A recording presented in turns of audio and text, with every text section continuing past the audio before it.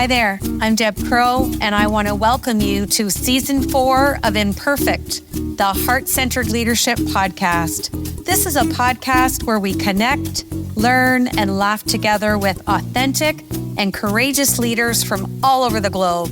You will learn from leaders you haven't even met yet. You will gain new tools to add to your leadership toolkit, because leadership belongs to all of us. It is not measured by stature or title. So please pull up a chair and listen in. This is the Imperfect, Heart-Centered Leadership Podcast.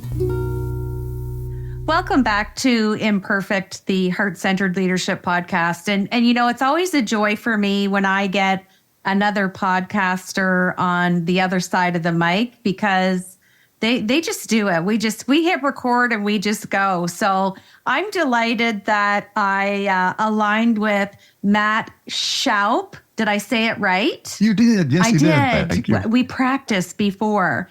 And I was saying to Matt how this year in season 3 that we changed things up, because I can read Matt's impressive bio to you, but Matt's all about storytelling and so much more that we're going to talk about. So, Matt, I'm going to let you introduce yourself to our amazing listenership, which continues to be and growing in 65 countries. Give us the Cole's Notes version of who Matt is and why he wanted to be on the show.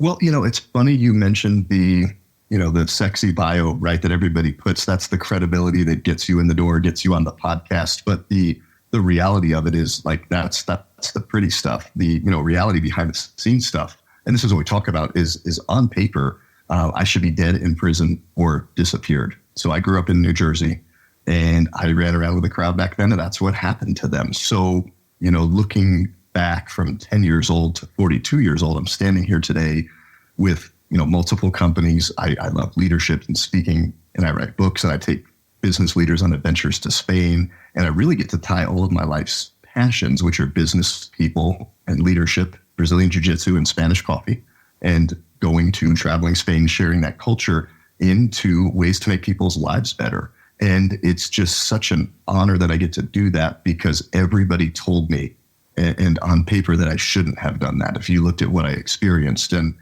I was able to go through those experiences and take that story and really shift from the way that I perceived and viewed that story. And I can help other people do the same thing. And that's what I get to do. So, I mean, I literally get to have fun all day, drinking coffee, hanging out with cool people like you, and make their lives better. And that's just what leadership is at the end of the day, right? You use your story, connect with somebody else, and make them better.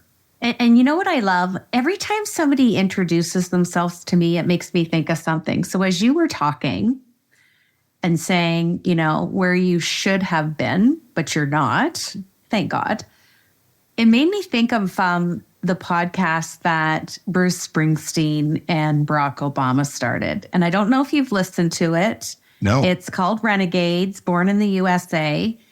And they have this unique friendship. And when they peel away all the extrinsic stuff of, legendary musician, past president of the United States, they have so much in common. And they both realized that they were outliers. Barack Obama having, biracial parents and trying to fit in Hawaii as a young Black, boy. And then Bruce Springsteen was brought up in Jersey. And I don't need to tell you about that. And you can hear his emotion, his growth, his success in the lyrics of his music. And so I didn't plan to do a shout out for their podcast, but as soon as you spoke, it just made me think of both of them. And Bruce talks about very similarly like you, it's all about our choices. So I'm going to dig into our leadership questions, because I'm so excited to talk to you. Love it. Congratulations on your new program called The Gentle Art of Leadership.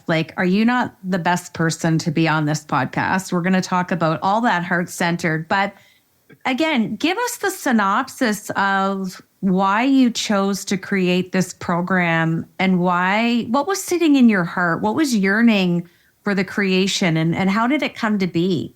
Yeah, so I'm naturally a a business guy, a business person, so I can take anything, right? And I can X and O it and P&L it and set goals and sell things. Like I love that part of the business. At the end of the day, though, this isn't about that. This will produce that. But looking back, as I really had a chance to reflect back on my story and the lessons that I learned from it, and now I sit here in a position of leadership, owning and running, being the CEO of multiple companies, and I'm downstairs, right downstairs here, teaching 120 students, 30 to 40 kids that are going through all kinds of craziness. We had one kid was homeless in a car, a couple of months ago, and now he's a totally changed person. I have a responsibility and a duty based on the choices I made, based on the story I had, to share that with people. And I think everybody does. There's a quote. We have a quote of the week in our office, and we have one from Maya Angelou. It says something to the degree, I don't have it word for word, but a story that's not told and that's kept in is one of the biggest wastes in the world, right? Because you could use that to serve somebody. So it's why God put me here. That's part of my design and who I am. And I've also seen people that go through trauma and hurt and a lot of the similar things that I went through. And they just say, you know what, we're just going to take that because that's what life is. And that's what got handed to us. And they don't want to get to the other side of that. And I've seen the pain that causes and where people end up. So I'm not running away from that. I just know what that is. But there's such a better side to the other side of what we all go through every day as people. Like life's not easy. It's not easy. And I always have these serendipitous moments of people that want to be on the show or get recommended. And we have so much in common. I'm releasing the Heart-Centered Leadership Playbook in the fall. And it's a combination. It's a combination of everything you just talked about. I volunteered at hospice for almost 8 years. And I've been with those people holding their hand at end of life who are dying with stories inside. And that's a big regret. They're not talking about the fancy car they didn't get to buy or the cottage. It's all about, I wish I hadda, I wish I coulda, I wish I shoulda. So when you talk from that context, I completely align with you and I understand it. My second question, you had asked me this before we hit record, and I said, you have to wait. I know. I was being impatient or trying to jump ahead in the program. It's got permanent residency on the show. It's my favorite question. I've asked almost 250 leaders this question. What imperfections does Matt bring to his heart-centered leadership? And just remember, it's a 30-minute show. So I gotta try to wrap it up. So give us your top couple and candor, humor, laughter, all permitted. No, I love it. And I love that you put the S at the end and make it plural. So I wrote the book Painted Baby. It's Connect with Clients Through Brave and Vulnerable Storytelling. And the premise of that is that we live in a culture where we are forced to paint a picture of perfection. And that actually prevents true connection with people. Everywhere you go, social media, the sales environment, the relationship, we're polished up, we're putting our best foot forward. And we're not that. Like, that's not true. But we're always posturing with perfection to other people. So the imperfections I have, if I put on paper, my biggest strengths are also my biggest imperfections. So I'm very decisive. I'm very aggressive. I'm very assertive. I'll make decisions when they need to be made. I like problems. I'm a high D. I'm a high driver. So that has value until I'm in a situation where that isn't needed. And I think it is. And then it doesn't have value. It's actually a detriment. So I will be sometimes too quick to speak and too slow to think. And again, I grew up in New Jersey, so that's a different pace. I was wired till I was 10 with a fast pace. And my big imperfection, and I'm working on this right now, is understanding that there's certain times that I don't need to be that. And I'm not called for that. Because I think I need to be that all the time sometimes. I'm very protective of the people I love because of my upbringing. Sometimes I'm overprotective. And they'll laugh at me here in the office, right? If you turn the camera over to like the room next door, I'm a visionary. So I have a million ideas before breakfast. And then one of the things I'll do is I'll start rolling with all of these. I'll have 27 things and then get them all going. And that can create a lot of chaos. So the room next door is called the chaos management room because I'm in here creating chaos a lot. Now, again, has value, right? It's built what it's built.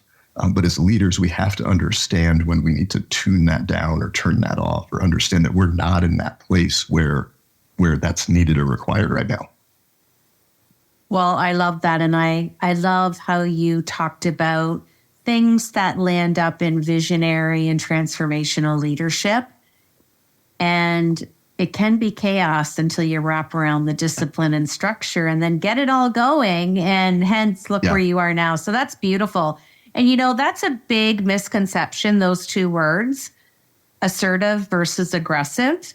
And I find that gets mixed up a lot, because assertiveness can still be foundational with heart-centered qualities, where aggression is a total different toolkit of behavior. So I'm glad that you kind of equated of where that shows up for you. I love it. Yeah. So my third question is going to be super fun, because you like jujitsu. I'm a yoga teacher. Oh, no way. I know you've got lots of lessons from your jujitsu mat that, much like I do from yoga, because yoga means science of the mind. Mm-hmm. Share with us a couple things here. I'm gonna treat this like a yoga class.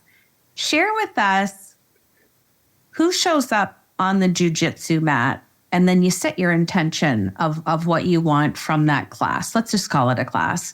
But more importantly, what have you taken away from every visit to the mat that you've put in your toolkit as a leader? So the first time I stepped on the mat, and I'll just share a quick story, is I was 26, so it's 16 years ago, and I was this big ego-filled, muscle-bound, just kind of a prick. I was a jerk to work for. I had a lot to prove, and I walk into this gym thinking that we were going to do kickboxing and striking, and everybody's in pajamas and they're wrestling around, and they're like, "Oh, you're here for jiu-jitsu." I didn't know what jiu-jitsu was. And they said, "Go out with this little kid over here. He was half my age, half my size." And I go, "Well, what do I do?" They said, "Well, just watch these guys over here. You just have to, pin them, put them on their back, and then choke them, get them to tap out." I go, "That'll be easy." So I go out, and this kid, he's 15, 120 pounds. He just takes me, does whatever he wants with me. So he used my strength, my aggressiveness, everything against me. And that taught me a lesson, right? And jiu-jitsu is first, that every journey begins with the first step. And when you step into an environment where you have no knowledge of what you're stepping into and you assume you do, you can be really wrong. And you can learn a lot very quickly. But jiu-jitsu is all about being put in a position of psychological and physical and spatial pressure, where you're having all of this pressure put on you. Somebody's trying to take your breath away or choke you or crank an arm, and you can get it to stop by just tapping on your opponent. So it allows you to deal with pressure and just go a little bit further each time. That's one of the big lessons. The other thing that's been really cool is we live in a world where everybody gets so divided so easily, right? Mask, no mask, vax, no vax, all this stuff that you see out there. When everybody comes to the jiu-jitsu mat, it doesn't matter where you come from, what you believe, who you're married to, any of that. We all come and we train together, and we're a team, and we're a family, and we make each other better. And then it has practical applications of actually protecting your family. I had a situation in Spain with my daughter where I had to use it, and it saved us physically from a situation where there was danger. So you step into business every day and leadership every day. People aren't physically trying to come after you, but you're being put into situations where there's pressure and you don't know things, and you have to be resourceful with what you have and then be very patient under the pressure. And I just love that analogy and love that sport because of it. There's such an alignment with yoga. And, when I became a certified yoga teacher, I did the first level, which was 200 hours. It had nothing to do with yoga mats, downward dogs. We're laughing together, but the amount of theory, and with my background being in medicine and rehab, it was such a connection for me. It was another building block. And this leads nicely into my last leadership question. You said to me, I enjoy pouring into others. Yeah. My Irish Nana used to say to me, the more you pour, the more you give, you will always reap the benefits tenfold, whether it's friendships, connection, relationships, business. It's just so multifaceted. And I was told for over 30 years that heart-centered leadership did not have a place in business acumen, nor did it have a place in business languaging. Hence, I know that's probably why you created your course. That's why I wrote my book, The Playbook. Mm-hmm. Why do you pour into others? Where does that come from? And where does it take you?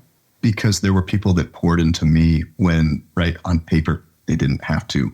And I can look back at, the parts of my story. So growing up, share this example. I got bullied severely. Like there's the same girl on the playground. She'd smack me in the face, spit in my face, and I was always looking over the shoulder. Where is she? And I got in a lot of trouble. I ran around with kids that got into trouble. So most of the teachers were like, you're going to go to prison. You're going to end up, it was the 80s in New Jersey. That's just what happens there. But I had one teacher, second grade teacher, Ruth Redding. Just talked to her a couple of weeks ago. I have a bookcase of all my heroes, right? Just right outside the room here. And she's up there. I was a little troublemaker and she would discipline me, but she'd say, hey, I believe in you. You're going to do great things. And she told me that. And out of all of the just negative stuff I had, I really held on to that. So that was one person. She poured into me. She was an orphan growing up. She was in an orphanage.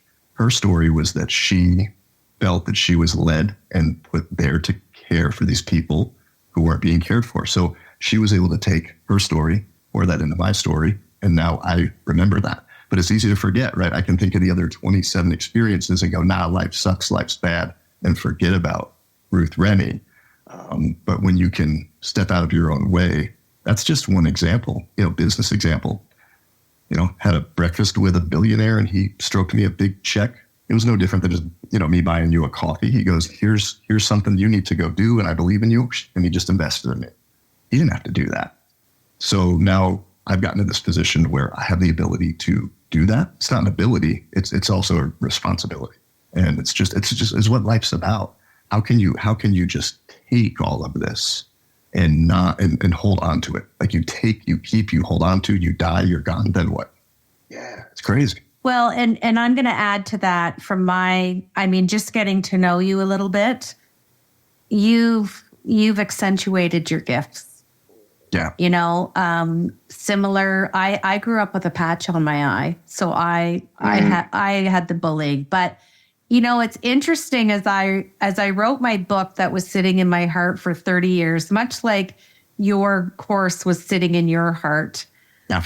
I had a grade 11 math teacher that was awful. There was 3 other girls and 26 boys, and they all dropped down to the general math. And I was stuck in this advanced math. And he failed me. And it was the best thing that ever happened to me because I ended up going to summer school. And I had this amazing summer school teacher, much like your Mrs. Redding. Yeah. And she's like, Deb, you can do this. We just have to look at it a different way. And I landed up with a high 80s from her class. Okay. But what she did for me that I didn't see till the end of grade 11 was I had an amazing grade 11 math teacher. Uh-huh. And I just packed up all the strategies for the summer and I used them and I communicated with my teacher and I got exempted. And I thought, this is wonderful. Mm-hmm. And then my grade 11 English teacher embarrassed me in front of the whole class and told me that I was a terrible writer. Oh, no. And I'd always journaled and, did some poetry and I just kept doing my thing.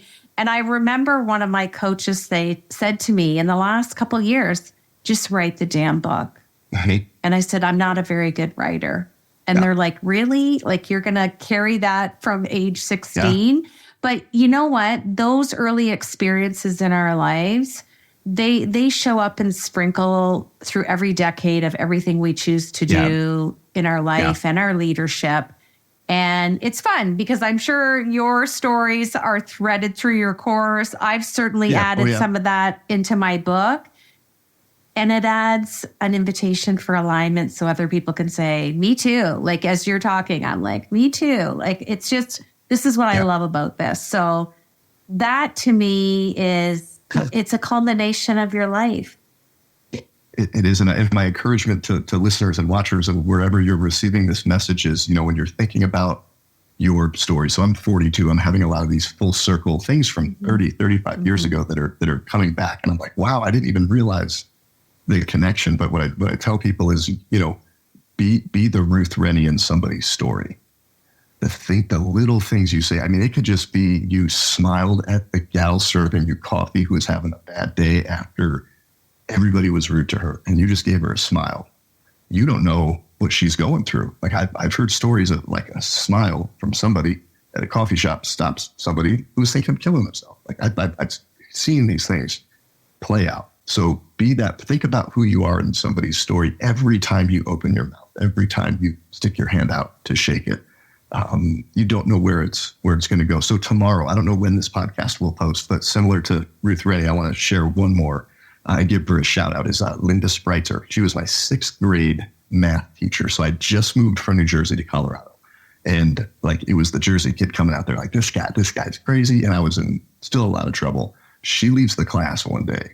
I can't remember what it was for. And she put me in charge. She saw some kind of leadership quality in me. And I was in charge. And I said and did some really inappropriate things, right? Being in charge. So she suspends me. I mean, she disciplined me good. I'm going to her K through 8 school to go keynote a speech tomorrow because we've stayed in touch. So, these Ruth Rennies, these teachers like that you had sometimes at face value when you're going through it, they're being hard on you.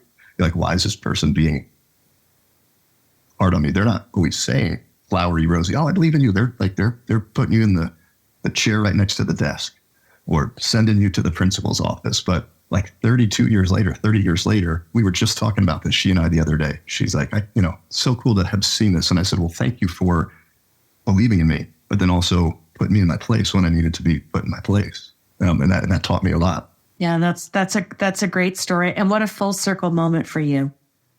I love it. Okay, I'm going to switch to my Fab 4. These are just 4 fun questions, just whatever's sitting on the top of that brilliant mind. If I asked your family or your friends to describe you in one word, what would it be? Visionary. Name a book that you've read at any juncture in your life. What's the name of the book? Who's the author? And what was life-changing for you? There's so many. How to Win Friends and Influence People was a big one. The 7 Habits of Highly Effective People. But I would share, the one that's really on my heart right now, and I actually had a chance to meet him about a month ago, was Lee Strobel wrote The Case for Faith and The Case for Christ. So I gave my life to Jesus in the back, right after being arrested in the back of a police car. I was almost dead in the ditch after ODing and drugging for a long time. And this police officer, instead of taking me to jail, took me home. And in this 2-week period, I'm like, nah, this guy thinks not real. I read his book, and that changed my life. And I actually had a chance to tell him that story in person and shake his hand like a month ago. So I would say that, that'll change my eternity and the eternity of a lot of other people. That's amazing. I love full circle moments. Yeah. Okay, I'm granting you a wish. Don't think. I want your gut reaction. You get to have dinner with a leader. This can be a living leader or a leader who's passed away. Who are you having dinner with, and what is the conversation? Just one? I just get one? Just one? Can I have 2? Just one? There's so many. Who's your default? I don't have this just one go-to all the time. My magic wand is flashing, and it's giving you one. Who is it? And what are you talking about? And that's a good one. I was on a podcast a couple of weeks ago, and I just think of the decisions that the leaders needed to make back during World War II about going into war or storming the beach, not just as one person, but that just being around that table of making those big decisions. I don't have one. I don't have a default one, That's okay. That's okay. That's what I love about this show is it's always different.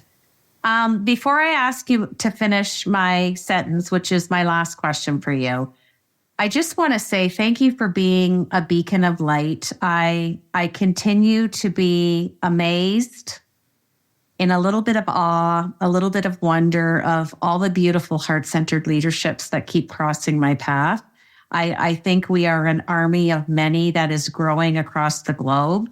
So I just want to say I'm so thankful that you wanted to be on the show. And I wish you all the best in the future, Matt, with everything you're doing and all the heart-centered leadership you're doing around the globe.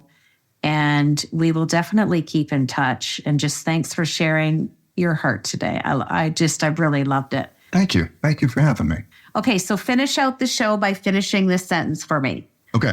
Heart-centered leadership is? Pouring into people, uplifting and inspiring, and making the best of their story because they only get one and you get to be a part of it. Thanks so much for joining me today on Imperfect, the Heart-Centered Leadership Podcast. I hope you've enjoyed the show today and have learned some new tools for your leadership toolkit from our amazing heart-centered guest. If you like the show, feel free to give us a rating and a review, and we always welcome your feedback anytime. Looking to master the art of heart? Head over to our website at debcrow.com and watch out for Deb's new book, The Heart-Centered Leadership Playbook, coming in September.